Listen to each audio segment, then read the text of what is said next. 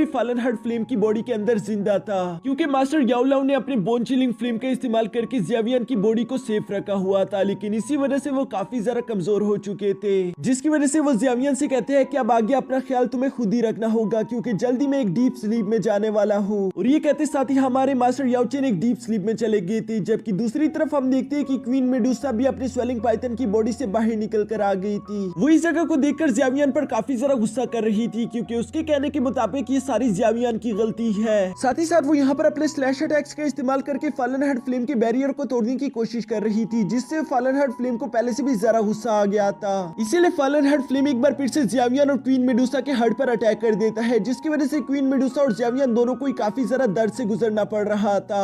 ज़ियावियन इस दर्द के चलते फॉलन हार्ट फ्लेम को अपनी बॉडी में रिफाइन करने की कोशिश करता है, जिसकी वजह से उसने अपने लोटस प्लेटफॉर्म को भी बाहर निकाल लिया था। पर इतने ज्यादा दर्द के कारण हम देखते हैं कि ज़ियावियन बेहोश हो गया था, जिसके बाद ज़ियावियन का लोटस प्लेटफॉर्म धीरे धीरे करके लिक्विफाई होते हुए ज़ियावियन की बॉडी में एंटर होना शुरू कर देता है, जहां वो ज़ियावियन के सारे जख्मों को खुद ब खुद ही हील कर रहा था।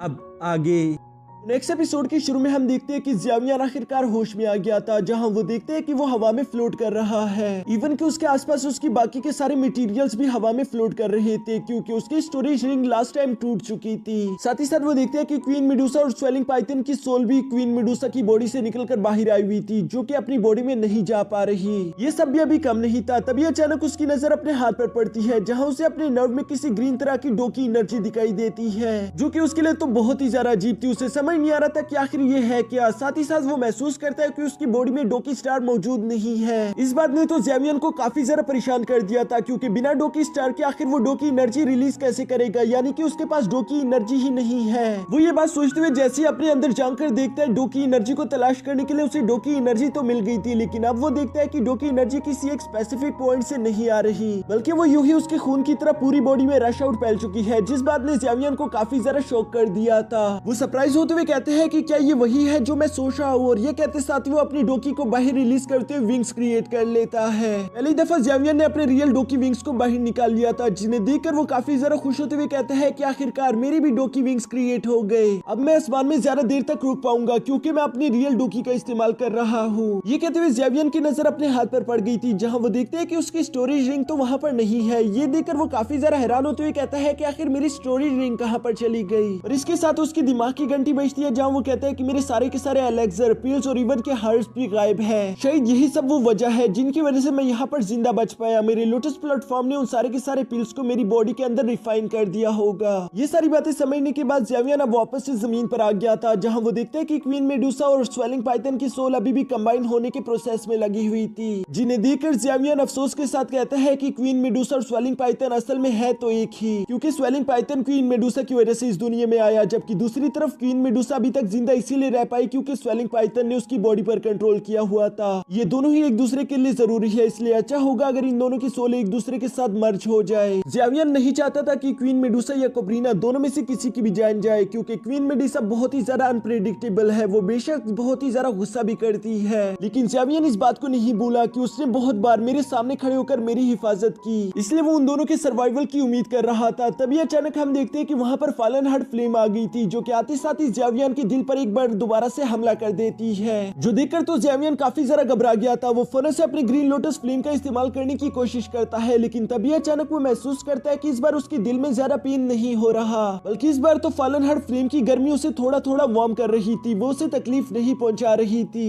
ये देखकर ज़ियावियन को काफी ज्यादा खुशी होती है। वो कहता है कि इसका मतलब फॉलन हार्ट फ्लेम अब मेरा कुछ नहीं बिगाड़ सकता। ये काफी अच्छी बात है, जिसकी वजह से मैं अब फॉलन हार्ट फ्लेम से अपना सारा की सारा पिछला हिसाब भी पूरा कर सकता हूँ। यह फॉलन हार्ट फ्लेम गुस्से के साथ ज़ियावियन पर धाड़ रहा था, जबकि दूसरी तरफ ज़ियावियन फ्लेक्स करते हुए कहता है कि आज का दिन बहुत ही ज्यादा थकन भरा रहा। साथ ही साथ वो फॉलन हार्ट फ्लेम की तरफ देखकर कहता है कि क्या भी चूजे, तेरी गर्मी कम पड़ गई, लगता है अब तुम मेरा कुछ नहीं बिगाड़ सकते। ये सुनकर तो फॉलन हार्ट फ्लेम गुस्से से आग बगोला हो चुकी थी, इसलिए वो अपने फायर बॉल का इस्तेमाल करते हुए ज़ियावियन पर हमला करना शुरू कर देती है, जो देखकर ज़ियावियन खुद को भी फाइट के लिए रेडी करते हुए कहता है कि तुम्हारी ये पुरानी ट्रिक अब मुझ पर काम नहीं करेंगे और वो उन फायर बोल्ट्स को बहुत ही आसानी के साथ ब्रेक कर रहा था। इस बार ज़ेवियन महसूस करते हैं कि उसकी दिल को कोई चमकीली चीज प्रोटेक्ट कर रही है, जबकि साथ ही साथ वो ग्रीन कलर की चमकीली चीज उसके हाथ पर भी थी। ज़ेवियन अभी के लिए खुद भी नहीं समझ पा रहा था कि आखिर ये ग्रीन चमकीली चीज है क्या, लेकिन इसकी वजह से फलन हार्ट फ्लेम उससे डर रही है। इसलिए ज़ेवियन कहता है कि मैं नहीं जानता कि मेरे सोते वक्त मेरे साथ क्या हुआ था और ये चीज क्या है, लेकिन मैं इसका इस्तेमाल करके फलन हार्ट फ्लेम पर काउंटर अटैक कर सकता हूँ। ज़ेवियन अपने मन में ये सब सोच रहा था, जबकि दूसरी तरफ फलन हार्ट फ्लेम अब बहुत ज्यादा गुस्से में आ गई थी, इसलिए वो ज़ेवियन पर एक बहुत बड़े फायर बॉल से अटैक कर देती है, जिसे अपनी तरफ आता हुआ देखकर ज़ेवियन ने उसे ग्रीन एनर्जी का इस्तेमाल करते हुए उसे ब्लॉक कर दिया था। इसी के दौरान ज़ेवियन की नजर फलन हार्ट फ्लेम की रियल ओरिजिनल बॉडी पर भी पड़ जाती है, जो कि ज़ेवियन को गुस्से से देख रही थी, लेकिन शायद यही उसकी सबसे बड़ी गलती थी क्योंकि ज़ेवियन ने उसकी रियल बॉडी को देख लिया।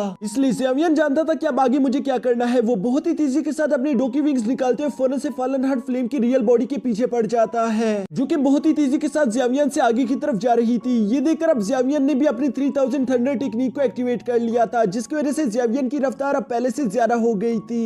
वो तेजी के साथ मूव करते हुए फलन हार्ट फ्लेम का रास्ता रोक लेता है, जिस पर फलन हार्ट फ्लेम अपना रास्ता बदलते हुए दूसरी तरफ जा रही थी। पर अब ज़ेवियन के लिए फलन हार्ट फ्लेम की रफ्तार को कैच करना कुछ ज्यादा मुश्किल नहीं था, इसलिए वो थोड़ी देर उसका पीछा करते हुए आखिरकार उसे अपने एक हाथ से पकड़ लेता है, जो कि ज़ेवियन के हाथ में बहुत ही तेजी के साथ झटपटाना शुरू कर देती है। लेकिन अब ज़ेवियन उस पर रहम कहाँ खाने वाला था। और ज़ेवियन ये बात भी अच्छे से जानता था कि अगर एक बार मैंने इस फलन हार्ट फ्लेम को एब्सॉर्ब कर लिया, तब क्वीन मेडुसा भी अपनी बॉडी पर पूरी तरीके से काबू कर लेगी, जिसकी वजह से वो एक रियल डोजोंग लेवल की पावर हाउस बन जाएगी। तब उसका मुकाबला करना काफी ज्यादा मुश्किल होगा। मैं नहीं जानता कि वो मेरे साथ किस तरीके से बिहेव करेगी, लेकिन ये सब बात की बातें हैं। ये सब सोचते हुए ज़ेवियन कहता है कि अब वक्त आ गया कि फलन हार्ट फ्लेम को एब्सॉर्ब किया जाए, जिसके बाद वो अपने मास्टर का आशीर्वाद लेते हुए ग्रीन लोटस का इस्तेमाल करके फलन हार्ट फ्लेम को अपनी बॉडी में एब्सॉर्ब कर लेता है। साथ ही साथ ज़ेवियन वहाँ अपने कल्टिवेशन फॉर्म में बैठकर ध्यान भी लगा रहा था, क्योंकि वो देखता है कि फलन हार्ट फ्लेम उसकी बॉडी में तेजी के साथ मूव कर रही थी, इसलिए वो उसके आसपास बैरियर्स क्रिएट कर रहा था। इसके बाद सीन शिफ्ट होकर दूसरी तरफ लूफी पर आ जाता है, जो कि बहुत ही ज्यादा परेशान दिखाई दे रही थी। आइस एम्परर उसके पास आते हुए कहता है कि क्या तुम अभी भी ज़ेवियन के बारे में सोच रही हो, जिस पर लूफी आइस एम्परर को देखकर कहती है कि अब झूठ मत कहना, मैं जानती हूँ कि तुम्हें भी उसकी बहुत ज्यादा फिक्र हो रही है। ये सुनकर आइस एम्परर इस बात को कबूल करते हुए कहता है कि हाँ, तुमने सही कहा। वैसे भी ज़ेवियन को गामा एम्पायर से गए हुए पूरे 3 साल हो गए, लेकिन अभी भी मैं नहीं जानता कि आखिर वो किस कंडीशन में होगा, वो क्या कर रहा होगा। जिस पर लूफी कहती है कि वो लड़का दिखने में तो बिल्कुल हार्मलेस है, ऐसा लगता है कि वो तो बहुत मासूम होगा, वो बेचारा तो कुछ भी नहीं कर सकता। लेकिन ये सबसे बड़ी गलतफहमी है, क्योंकि ज़ेवियन जैसे चालाक इंसान मैंने अपनी पूरी जिंदगी में नहीं देखा, इसलिए मुझे नहीं लगता कि तुम्हें ज़ेवियन की फिक्र करनी चाहिए। ये बात तो कहीं ना कहीं आइस एम्परर भी जानता था, इसलिए वो लूफी से कहता है कि अगर ज़ियाओडिंग तुमसे अपनी फैमिली के लिए कोई भी रिक्वेस्ट करे तो प्लीज उसे एक्सेप्ट करना। मैं चाहता हूँ कि ज़ेवियन की गैर मौजूदगी में हम उसकी फैमिली का पूरा ख्याल रखें। जिस पर लूफी कहती है कि ठीक है, आप जैसा कहेंगे हम लोग बिल्कुल वैसा ही करेंगे, आपको इसकी कोई फिक्र करने की जरूरत नहीं। ये सारी बातें कहने और सुनने के बाद अचानक लूफी कहती है कि वैसे मैंने अपनी इन्वेस्टिगेशन से मालूम किया है कि यूनलैंड क्लैन ज़ियाओ फैमिली में किसी चीज की तलाश कर रहा है। क्या सच में ज़ियाओ फैमिली के पास कोई ऐसी चीज है जो कि यूनलैंड क्लैन को पूरी तरीके से डिस्ट्रॉय कर सकती है? जिस पर आइस एम्परर कहता है कि मुझे सही से तो मालूम नहीं, लेकिन मुझे लगता है कि शायद वो कोई ऐसी चीज है जिसकी वजह से यूनलैंड क्लैन का पैट्रिक अपनी पोजीशन को चेंज कर सकता है, यानी कि वो चीज बहुत ही ज्यादा पावरफुल होगी, जिसका इस्तेमाल करके यूनलैंड क्लैन खुद को ज्यादा ताकतवर कर सकता है। उसी चीज की वजह से यूनलैंड क्लैन के लोग इतने ज्यादा भड़के हुए और वो इतने ज्यादा एग्रेसिव बिहेव कर रहे हैं। लेकिन मैं ये बात देखना चाहूंगा कि उन लोगों के इसका अंजाम क्या होगा, क्योंकि मुझे ज़ेवियन पर पूरा यकीन है। वो जब भी गामा एम्पायर वापस आए, मुझे इस बात का यकीन है कि वो इस बार यूनलैंड क्लैन को पूरी तरीके से पलट देगा, जबकि मैं ये भी महसूस कर पा रहा हूँ कि वो दिन आने में ज्यादा वक्त नहीं। इसके बाद सीन शिफ्ट होकर दोबारा से ज़ेवियन पर आ जाता है, जहाँ वो कहता है कि मेरे कल्टिवेशन पाथ में फलन हार्ट फ्लेम और लोटस फ्लेम एक दूसरे से फाइट कर रही है। अगर ये दोनों इसी तरह से एक दूसरे के साथ टकराती रही तो ये मेरी पूरी बॉडी को जला देगी, इसलिए मुझे जल्द से जल्द अपनी फ्लेम मंत्र टेक्निक को एक्टिवेट करना होगा। साथ ही यहाँ पर ज़ेवियन कहता है कि अगर अभी तक मेरे पास फ्लेम मंत्र टेक्निक ना होती तो इन दोनों के टकराने से जो रेजिस्टेंस क्रिएट हो रही थी उससे अब तक तो मेरी बॉडी जल चुकी होती। ये सब सोचते हुए हम देखते हैं कि ज़ेवियन ने अपने फ्लेम मंत्र टेक्निक को एक्टिवेट कर दिया था, जबकि दूसरी तरफ वो दोनों फ्लेम्स अभी भी एक दूसरे से तेजी के साथ टकरा रही थी। और फ्लेम मंत्र टेक्निक की वजह से थोड़ी देर में हम देखते हैं कि लोटस फ्लेम और फलन हार्ट फ्लेम एक दूसरे के साथ फ्यूज हो जाती है, जिसकी वजह से एक डार्क ग्रीन कलर की फ्लेम क्रिएट हो जाती है। माहिर ज़ेवियन लगातार कोशिश करते उस ग्रीन फ्लेम को स्टेबल करने की कोशिश कर रहा था, जहां थोड़ी देर बाद एक ब्लास्ट के साथ आखिरकार वो फ्लेम स्टेबल हो चुकी थी, जो देखकर ज़ेवियन काफी ज्यादा खुश हो गया था। वो कहता है कि मुझे यकीन नहीं आता, इस बार मैंने इतनी आसानी के साथ इस फॉलन हार्ट फ्लेम को रिफाइन कर लिया। आखिरकार ज़ेवियन को फॉलन हार्ट फ्लेम मिल चुकी थी, जिसकी वजह से ज़ेवियन काफी ज्यादा खुश हो रहा था। वो कहता है कि इसकी वजह से मैं गामा एम्पायर से कितनी दूर तक आया। बहुत सारी फैमिलीज तो फॉलन हार्ट फ्लेम को हासिल करने में पूरी तरीके से डिस्ट्रॉय हो गई, लेकिन ये फॉलन हार्ट फ्लेम तो सिर्फ ज़ेवियन की किस्मत में लिखी हुई थी। ज़ेवियन भी उस पावर को महसूस करते हुए एक चैन की सांस लेता है, जिसके बाद हम देखते हैं कि ज़ेवियन अपने मन में कह रहा था कि मैंने इसके लिए बहुत वक्त से इंतजार किया, और ये कहने के बाद वो अपने फॉलन हार्ट फ्लेम को स्पिरिचुअल स्पेस में लॉक करने की कोशिश करता है, जो कि इस पूरे रिफाइनमेंट प्रोसेस का आखिरी स्टेप है। लेकिन ऐसा करते साथ ही हम देखते हैं कि फॉलन हार्ट फ्लेम के आसपास पिंक कलर का ऑरा रिलीज हो रहा था, जिसकी वजह से ज़ेवियन को काफी ज्यादा पेन भी होता है। ज़ेवियन उस ऑरा को देखकर कहते हैं कि क्या ये कोई आफ्टर इफेक्ट तो नहीं। हाँ, याद आया, मास्टर ने मुझे बताया था कि जब हम फ्लेम मंत्रा टेक्निक की मदद से दो फ्लेम्स को कंबाइन करते हैं तो इसकी वजह से हमें कुछ प्रॉब्लम्स का भी सामना करना पड़ता है। मुझे जल्द से जल्द इस ईवल ऑरा को खत्म करना होगा, नहीं तो ये मेरे लिए और मुश्किलें बढ़ा देगी। ज़ेवियन अब ये सब सोच रहा था, जबकि दूसरी तरफ हम देखते हैं कि कोब्रीना की सोल क्वीन मेडुसा की सोल के साथ फ्यूज हो गई थी, जिसके बाद वो सोल बड़ी तेजी के साथ जाते हुए क्वीन मेडुसा की बॉडी में वापस पहुंच जाती है, और इसी वजह से क्वीन मेडुसा अपने किलर लुक के साथ दोबारा एक बार होश में आ गई थी, जहां वो देखती है कि ज़ेवियन काफी ज्यादा तकलीफ में था, और उसे ज़ेवियन पर रहम नहीं आ रहा था। उल्टा वो ज़ेवियन के साथ अपने सारे पुराने हिसाब चुकता करना चाहती थी, यानी कि वो ज़ेवियन की पिटाई करना चाहती है, पर बेचारी को मालूम नहीं कि यहाँ पर उसके साथ क्या हो जाएगा। ज़ेवियन के आसपास वो पिंक ऑरा धीरे धीरे करके बढ़ता ही जा रहा है। ज़ेवियन का खुद पर काबू भी टूटता जा रहा था। वो क्वीन मेडुसा से कहता है कि मेरे पास मत आओ, मुझसे दूर चली जाओ, पर क्वीन मेडुसा तो एक क्वीन है, भला वो एक मामूली से ठरकी इंसान की बात क्यों ही मानेगी। इसलिए वो सीधा सीधा ज़ेवियन की तरफ ही बढ़ रही थी, जहाँ पर हम देखते हैं कि ज़ेवियन का पिंक ऑरा आकर यहाँ पर क्वीन मेडुसा को भी घेर लेता है। पहली दफा तो क्वीन मेडुसा ने बहुत ही आसानी के साथ उस पिंक ऑरा को तोड़ दिया था, लेकिन दूसरी बार हम देखते हैं कि वो पिंक ऑरा बजाय इसके कि उसे घेर लेता, वो सीधा उसकी बॉडी में ही इंटर कर जाता है, जो देखकर तो क्वीन मेडुसा काफी ज्यादा हैरान हो गई थी। वो हैरान होते हुए कहती है कि आखिर ये था क्या, ये मेरी बॉडी में अभी क्या इंटर हुआ। साथ ही साथ उसे भी ज़ेवियन की तरह दर्द महसूस हो रहा था, जिस पर ज़ेवियन उससे कहता है कि ये एक ईवल फ्लेम है जो कि तुम्हारी बॉडी पर कब्जा करना चाहती है, तुम्हें बस अपने माइंड को शांत रखना होगा, फिक्र मत करो, हम दोनों ही इस मुश्किल से निकल जाएंगे। ये सुनकर क्वीन मेडुसा को तो काफी ज्यादा गुस्सा आ रहा था, लेकिन वो किसी तरह से कोशिश करते हुए खुद की बॉडी पर दोबारा से कंट्रोल वापस हासिल कर लेती है।